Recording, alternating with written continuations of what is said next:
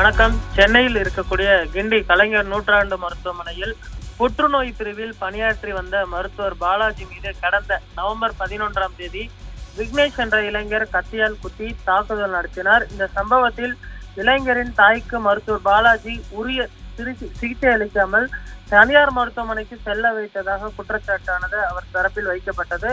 பின்பு இழுத்தடித்து இருந்ததால் ஆத்திரமடைந்த விக்னேஷ் மருத்துவரின் மீது தாக்குதல் நடத்தியதாக அவர் தனது தரப்பு குற்றச்சாட்டை வைத்திருந்தார். இந்த நிலையில் தற்பொழுது இந்த வழக்கானது நீதிமன்றத்தில் நடைபெற்று வரக்கூடிய நிலையில் இளைஞருக்கு ஜாமீன் வழங்கி தற்பொழுது நீதிமன்றமானது உத்தரவை பிறப்பித்திருக்கிறது. அவருக்கு நிபந்தனை ஜாமீனானது தற்பொழுது வழங்கப்பட்டிருக்கிறது. சம்பந்தப்பட்ட மருத்துவர் பாலாஜி தனியார் மருத்துவமனை ஒன்றில் ஆலோசகராக பணியாற்றி வந்ததாகவும் இளைஞரின் தாயாருக்கு சிலர் தங்களின் வாதத்தை முன்வைத்திருந்தனர். இது தொடர்பான விவாதங்கள் இணையதளங்களிலும் வெளியாகி சலசலப்பை ஏற்படுத்தியிருந்தது. இளைஞருக்கு ஜாமீன் வேண்டி விண்ணப்பிக்க போதிலும் அவையானது தொடர்ந்து மறுக்கப்பட்டு வந்தது. இந்நிலையில் இளைஞர் விக்னேஷ் ஜாமீன் வழங்க உயர் நீதிமன்றமானது உத்தரவிடப்பட்டிருக்கிறது.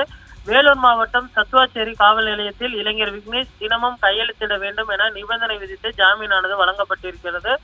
மருத்துவரை தாக்கியதாக வழக்கு பதிவு செய்யப்பட்ட நிலையில் இளைஞர் அளித்த புகாரின் பேரில் மருத்துவரின் மீது வழக்கு பதிவு செய்யப்பட்டதா என நீதிபதி ஜெகதீஷ் சந்திரா கேள்வி எழுப்பினார்.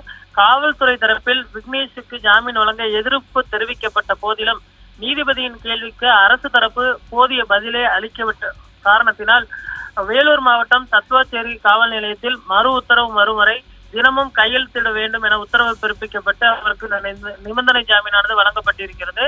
இந்த நிபந்தனை ஜாமீனுக்கான அந்த உத்தரவு நகலானது தற்பொழுது சிறை அதிகாரிகளுக்கு வழங்கப்படும். அவர் இன்று மாலை அல்லது நாளை காலை பார்த்தோமெனால் சிறையில் இருந்து வெளியே வருவார் என எதிர்பார்க்கப்படுகிறது. அதற்கு பின்பு அவர் வேலூர் மாவட்டம் சத்துவாச்சேரி காவல் நிலையத்தில் தினமும் ஆஜராகி அவர் கையொப்பமிட வேண்டும் என அந்த நிபந்தனை ஜாமீனானது அளிக்கப்பட்டிருக்கிறது. எப்பொழுது விசாரணைக்கு அழைத்தாலும் ஒத்துழைப்பு அளிக்க வேண்டும் என நீதிபதி அவர்கள் தெரிவித்திருக்கிறார். காவல்துறை தரப்பில் அடுத்த கட்டமாக என்ன செய்வது என்பது குறித்து தற்பொழுது ஆலோசிக்கப்பட்டு வருகிறது. அவர்கள் இந்த வழக்கில் மேல்முறையீடு செல்வதற்கும் அவர்கள் திட்டமிடப்பட்டிருப்பது குறிப்பிடத்தக்கது.